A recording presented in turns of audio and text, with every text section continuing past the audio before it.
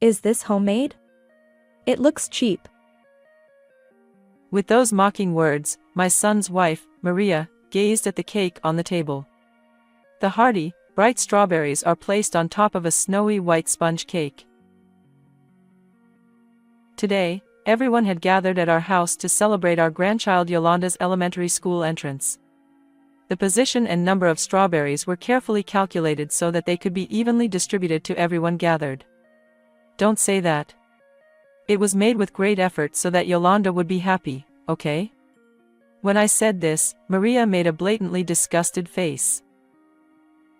It's obvious that the cake from the shop is much better. Don't make little Yolanda be considerate of others. But this cake. Ugh. It made me feel bad. As soon as she said that, she used her entire arm to slide the prepared cake off the table and onto the floor. Next, the sound of shattering plates echoed through the room. For a few seconds, I couldn't comprehend what was happening. Why? How? I just stood there dumbfounded, unable to understand the reason for her behavior. I don't want to eat a cake made by a non-professional. My face turned unconsciously pale. Wait, I didn't make anything. What? She looked puzzled. My name is Nancy. I have one son, Simon. He got married and had a child, so he lives with his wife Maria and her parents in the neighboring prefecture of the city. As parents, we were initially concerned about our only son living with his in-laws, but Maria's parents are warm-hearted people.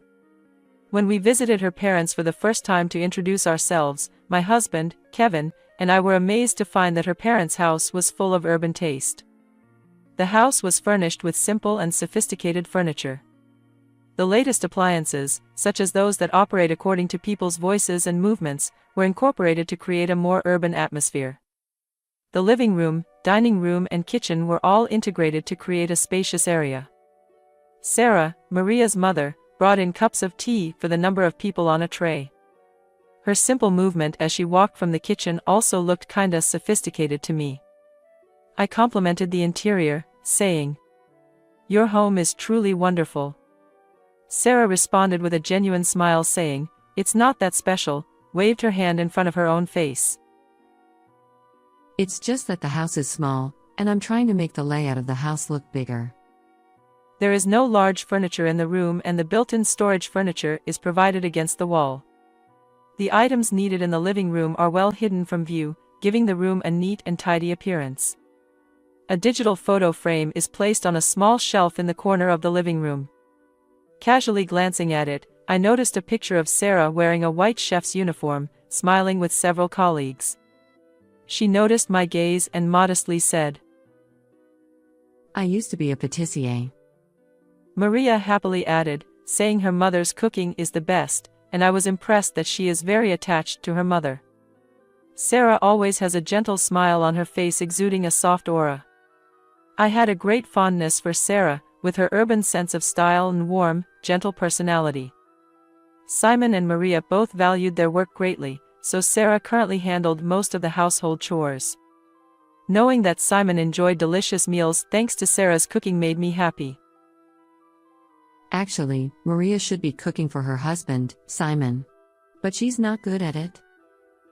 Everyone has their strengths and weaknesses. I'm sorry. I'm good at cooking, but I'm a bit bad at teaching others. Her disclosure surprised me, yet I felt a weird sense of closeness towards her. We were opposites, I guess. It was a long time ago, but I was a teacher at one point in my youth. So I have some confidence in teaching people something, but it wasn't something I was good enough at to be able to teach anything. It would have been intriguing if Sarah, with her special professional experience in cake baking, had the opportunity to teach people something. Since then, Simon and Maria have maintained a smooth married life without major quarrels between them.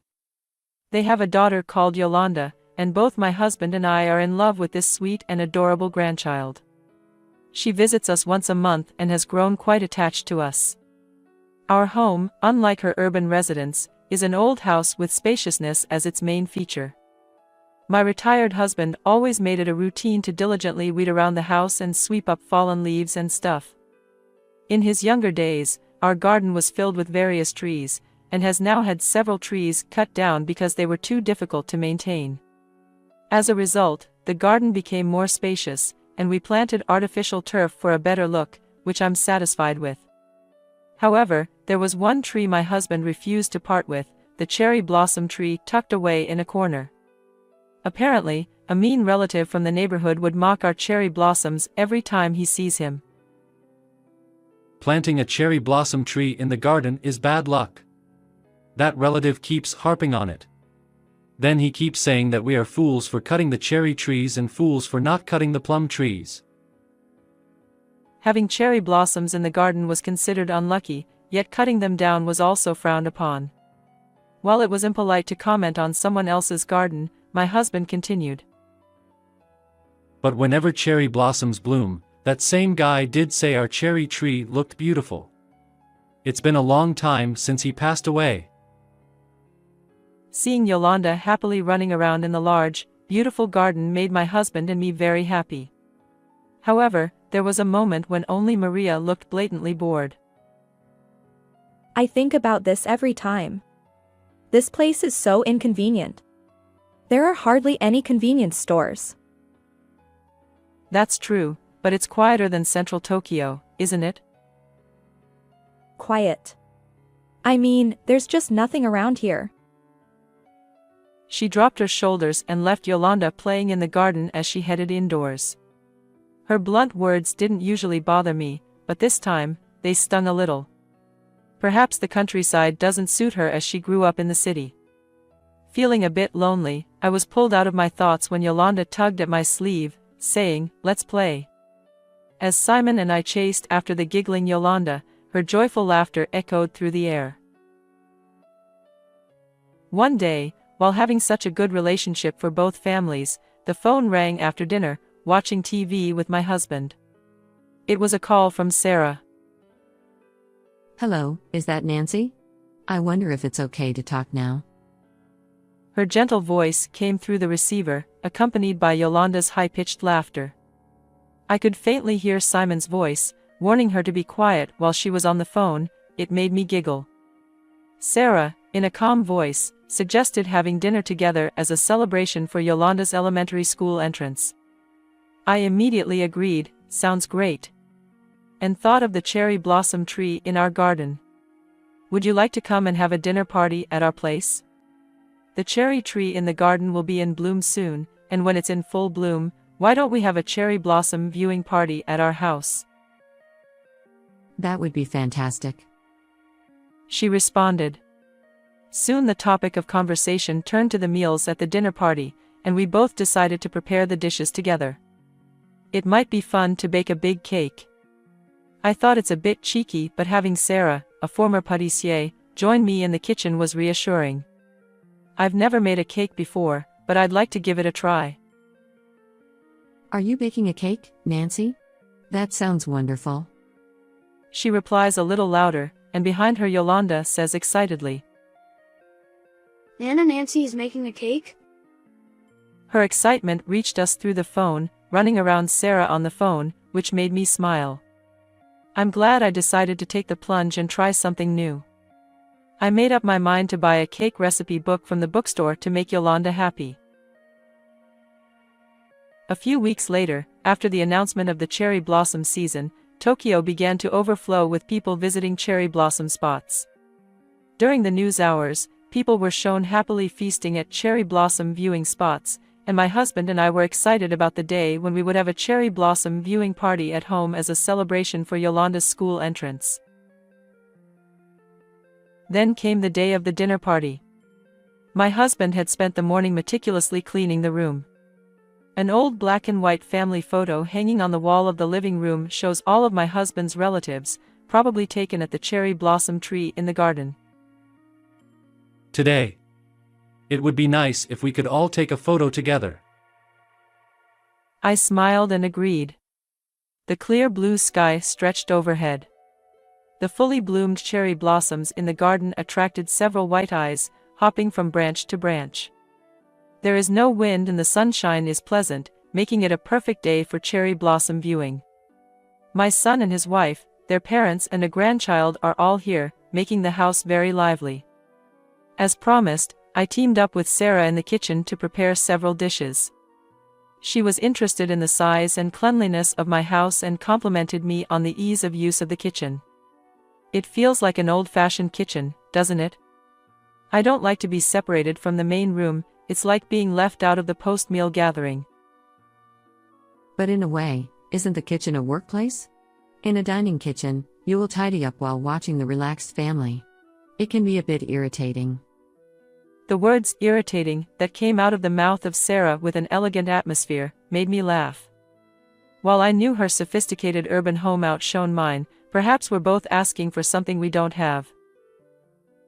With such a spacious kitchen, you could cook all sorts of dishes. She continued, and we chatted like girlfriends. As I carried dishes to everyone starting in the large hall, Maria sat there, seemingly bored, staring at her juice-filled cup. I told her that Sarah and I would be in charge of the cooking this time. And I wanted her to be relaxed though. I decided to go back to the kitchen and stand in front of the oven waiting for the cake to bake. Sarah left me to chat in the hall, saying she would take a short break. While I was in a daze, Maria suddenly came into the kitchen and looked at the finished cake on the table. She looked at the cakes lined up in the kitchen and gave me a sour look. Is this homemade? Looks cheap. She scoffed, gave me a harsh comment and looked at the cake on the table. The hearty, bright strawberries are placed on top of a snowy white sponge cake. The position and number of strawberries were carefully calculated so that they could be evenly distributed to everyone gathered. Don't say that. It was made with great effort so that Yolanda would be happy, okay? When I said this, Maria made a blatantly disgusted face. It's obvious that the cake from the shop is much better. Don't make little Yolanda be considerate of others. But this cake. Ugh. It made me feel bad. As soon as she said that, she used her entire arm to slide the prepared cake off the table and onto the floor. Next, the sound of shattering plates echoed through the room. For a few seconds, I couldn't comprehend what was happening. Why? How? I just stood there dumbfounded, unable to understand the reason for her behavior. I don't want to eat a cake made by a non-professional. My face turned unconsciously pale. Wait, I didn't make anything. What? Hearing the loud sound of dishes breaking, Soyman and Sarah came out into the kitchen. Sarah saw the cake on the floor and said, "What the heck?" and immediately asked Maria, "What the heck are you doing, Maria?" with a stern expression on her face. Maria looked frustrated and made a troubled face and started to touch her hair. Nancy accidentally dropped it when she was trying to carry the finished cake. In response to her excuse, Sarah did not even glance at me. She just remained silent and stared at Maria. I unintentionally clutched a notebook and a writing utensil in both hands tightly. She knew immediately that I did not carry the cake and dropped it. Then she was trying to figure out why Maria was lying. Her atmosphere towards Maria's aggressive stare, which refuses to look away, is different from her usual calm and gentle impression. Nancy wanted to learn how to make cakes and was observing the cakes I was making until a while ago. It wasn't finished yet. There was no way she would carry this cake. What? Did you make that cake? She nodded a little sadly. Meanwhile, the oven's timer told us the cake had been baked. Sarah quickly instructed me to open the oven. I slowly took the cake out from the oven. The sweet aroma fills the air and spreads throughout the kitchen. I was baking this sponge thinking it was for practice, but let's use this for the real thing, shall we? She said apologetically. While the baked cake cools, she silently cleaned up the shattered plates on the floor. I quickly prepared a rag and helped, and she was quietly shedding tears. Maria stood there awkwardly, even without helping us to clean. She did not return to the hall, but just watched me and Sarah as we continued cleaning. Soon after she finished cleaning, washed her hands and then faced straight at Maria. You threw the cake away on purpose, didn't you? Well, I thought it was made by Nancy. I misunderstood. If I knew that you made it, this wouldn't have happened. You are saying, you can throw it away if it was a cake made by Nancy? She said it in a cold tone. As if she was demanding, she never looked away from Maria. Eventually, Maria realized that all excuses were not going to work, and she bowed her head towards me and apologized. I held her shoulders as she lowered her head and said, "It's okay. Raise your head back," but Saraha beside me also bowed deeply. Nancy, I'm truly sorry. She expressed gratitude for my efforts in learning cake making seriously, just because she used to be a pâtissier and was a bit better at making cakes than others. She mentioned about my diligent note-taking during the observation and started to tell, choking up a little. I was so happy to bake a cake in front of such enthusiastic students. Sarah. Raise your head, Maria. Sarah gave her face a big shake before slapping her cheek. There was a sound as if her skin was popping, and Maria's cheeks turned red. Have you ever worked so hard at something before, Maria? Well, both Mom and I were good at everything, so. Sarah sighed deeply. She shared that her busy life as a pâtissier left little time for young Maria. Despite the little time they had, Sarah and her husband never forgot their love for Maria, and she always tried to keep a smile on her face at home. She always maintained a calm and gentle demeanor, which wasn't her original personality. She just wanted herself to be calm in front of her daughter as she didn't have much time to spend with her. But it's also true that because of that, I couldn't show her how hard I was working and trying as a parent. Maria got bored easily since she was little and struggled to continue with her lessons apparently. On the other hand, she often looked down on people who diligently worked toward their goals. It's also my fault that I should have scolded you more, I'm sorry. She worked as a pâtissier and even seems to regret not teaching her child important things during her busy life. Seeing Sarah lowering her head, an upset Maria seemed restless till she caught my eye then lowered hers. I guess she saw the notepad I was writing in the corner of her gaze. She hesitantly asked me if she could have a look at it, so I handed her the notebook, which I hadn't prepared specifically for today. My poor memory led me to jot down various things I learned or wanted to remember. Even though I wasn't particularly skilled in cooking or cleaning, I hoped to absorb tips from those who excelled in these areas. Maria stared at the contents of the notebook that was full of writing and quietly handed the notebook back to me, her lips tightening. I never knew you worked so hard, Nancy. I feel embarrassed now. For her, Sarah had always been an ideal mother to be proud of. From a young age, Maria saw her as a gentle, capable woman who effortlessly handled household chores and seemed like a superman. But the truth was, Sarah worked harder than anyone else, which is why she could not tolerate the act of insulting someone who was making an effort. Just then my husband appeared in the kitchen to see what was going on. As I hesitated to explain, Sarah immediately gave a brief account of what had happened. My husband nodded quietly, thought for a moment, "I see," and then smiled calmly. To err and not change, this is called a mistake. Perhaps you guys should consider what to do moving forward for Maria. My husband used to teach at the local university. Maybe that's why he sometimes reverts back to the way he used to speak when he taught and sounds preachy. I found it funny and it made me laugh. Accepting our own mistakes can be hard, especially for those who lead earnest lives. But mistakes are part of life's journey. With that perspective, he concluded his talk. Eventually, when I saw that the freshly baked sponge dough on the table had cooled down, I lightly slapped my own hand. Yolanda, who had been watching fearfully behind my husband's back, was also looking on anxiously. She sensed the bad vibes between the adults. She is usually cheerful but now also quietly clings to my husband's side, gripping her dress sleeve. I bent down in front of her and smiled. "Hey, Yolanda, Would you like to make a cake with Nana Sarah and Nana Nancy? Cake? Didn't you drop it? We have a sponge cake we made for practice. There are still some ingredients left over. Let's decorate with cream together. She enthusiastically nodded. I looked up and turned my gaze towards Sarah. I asked her with just my eyes to see if she could join me, then she seemed to have accepted my idea and nodded with just her eyes. We mixed cream and sugar in a bowl, placing the bowl over ice water while using a mixer to whip it.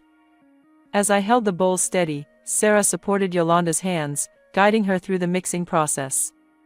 As we had not much time left, we skipped some of the steps and started applying the finished cream to the sponge. Yolanda happily applied the cream. Both Sarah and Maria were silently watching her doing it. My husband and Simon returned to the living room, probably enjoying beers. Occasionally, their hearty laughter echoed from the other room. Eventually, the cake was done and everyone decided to go outside to the garden. In a corner of the yard, away from the house, there is a large cherry tree. No one knows exactly when it was planted. We spread a blue sheet under the cherry tree and looked up at the beautiful cherry blossoms together. I handed out cakes that I had cut into portions for a number of people to everyone, and we sat down together. It's so beautiful. Sarah muttered and didn't say it to anyone in particular, but her words hung in the air. It would be wonderful to have meals like this together again. I even feel as if the incident from earlier had never happened. Her smile is surely a strength that she has not let it show, even though she is going through a lot of pain and hardship. I nodded my head in respect for Sarah and said, "Absolutely, I'd love that." Afterwards, my husband suggested that we all take a family photo together. The photo, with Yolanda in the middle and everyone smiling, ended up on the wall of my house. I guess Maria can't get over the whole fiasco yet. She became a bit distant. However, she had always had a bright, lively, and unafraid personality, so she gradually went back to usual self with a straightforward way of speaking. Still, this house has nothing, doesn't it?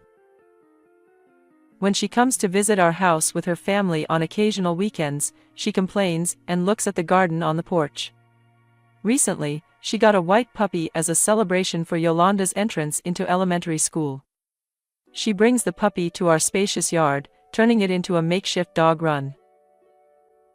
Maybe you should come visit us sometime. Our place is small, but there are plenty of delicious cake shops in Tokyo. We could go together. She said that to me shyly and stepped towards the puppy. I put on my apron and head for the kitchen. In the kitchen, Sarah and Yolanda were happily baking a cake. Lately, I decided to start learning to bake cakes properly from Sarah.